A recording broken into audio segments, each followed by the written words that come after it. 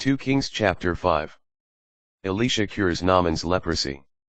Naaman, the army commander of the king of Aram, was highly esteemed and respected by his master, for through him the Lord had brought victory to Aram. But valiant as he was, the man was a leper.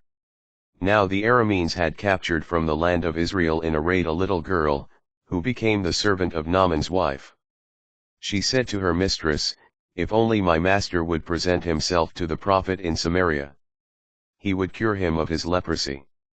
Naaman went and told his master, "This is what the girl from the land of Israel said." The king of Aram said, "Go. I will send along a letter to the king of Israel." So Naaman set out, taking along 10 silver talents, 6,000 gold pieces, and 10 festal garments. He brought the king of Israel the letter, which read, "With this letter I am sending my servant Naaman to you, that you may cure him of his leprosy." When he read the letter, the king of Israel tore his garments and exclaimed, "Am I a God with power over life and death, that this man should send someone for me to cure him of leprosy? Take note. You can see he is only looking for a quarrel with me." When Elisha, the man of God, heard that the king of Israel had torn his garments, he sent word to the king, "Why have you torn your garments? Let him come to me and find out that there is a prophet in Israel." Naaman came with his horses and chariot and stopped at the door of Elisha's house. Elisha sent him the message, "Go and wash 7 times in the Jordan, and your flesh will heal, and you will be clean."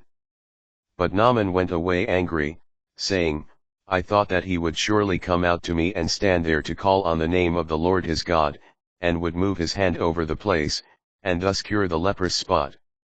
Are not the rivers of Damascus, the Abana and the Pharpar, better than all the waters of Israel?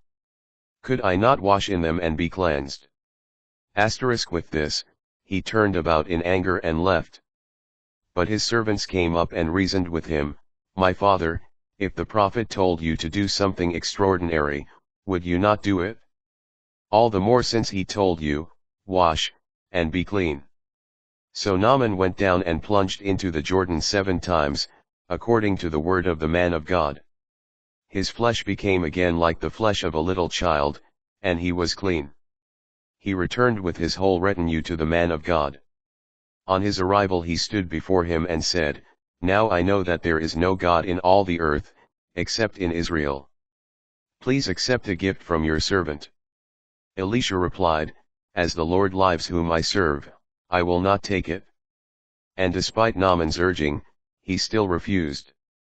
Naaman said, "If you will not accept, please let me, your servant, have 2 mule loads of earth, for your servant will no longer make burnt offerings or sacrifices to any other god except the Lord.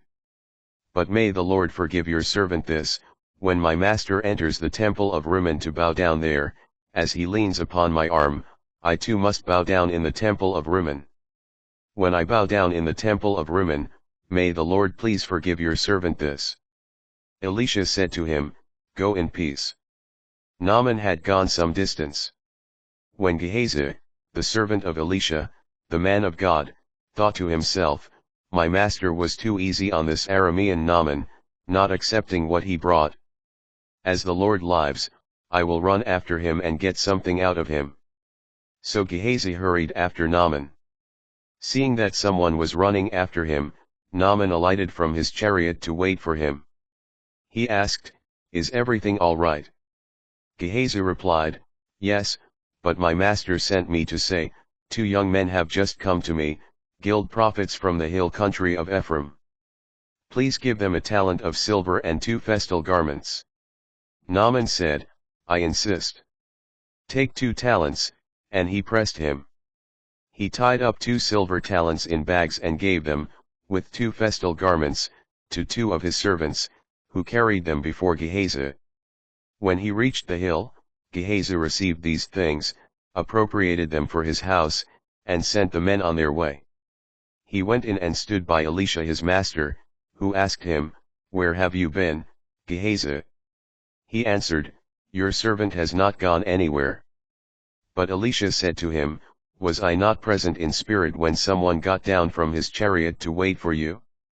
Is this a time to take money or to take garments, olive orchards or vineyards, sheep or cattle, male or female servants? The leprosy of Naaman shall cling to you and your descendants forever. And Gehazi went out, a leper with skin like snow.